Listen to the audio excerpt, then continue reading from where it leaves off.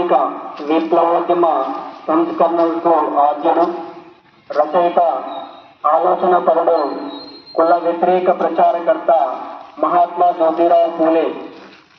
మహారాష్ట్రలోని పూణేలో 1873 సెప్టెంబర్ 4వ తేదీన సత్యశోధక్ సమాజ్ను స్థాపించారు.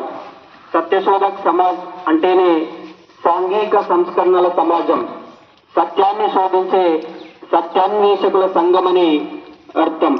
సామాన్యమైన కుటుంబంలో పుట్టి ఉన్నతమైన సమాజ నిర్మాణానికి కలలుగొన్న దార్శనికుడు.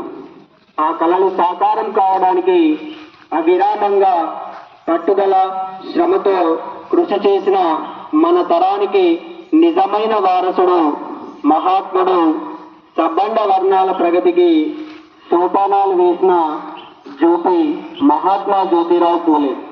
సత్యశోధక్ సమాజ ప్రధాన ఆశయాలు: అందరికీ విద్య అందాలి, సాంఘిక వివక్షతలు, రుగ్మతలు సమసిపోవాలి, మానవత్వం, మానవీయ విలువలు ప్రణవిల్లాలి, రేపటి సమాజ వికాసానికి ఈ తరం విద్యా సామర్థ్యాలు మాత్రమే గట్టిగా నమ్మే పుణ్య దంపతులు మహాత్మా జ్యోతిరావు పూలే మరియు సావిత్రిబాయి పూలే.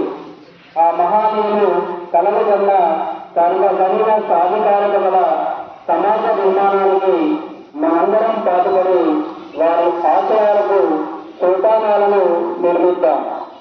జై హింద్.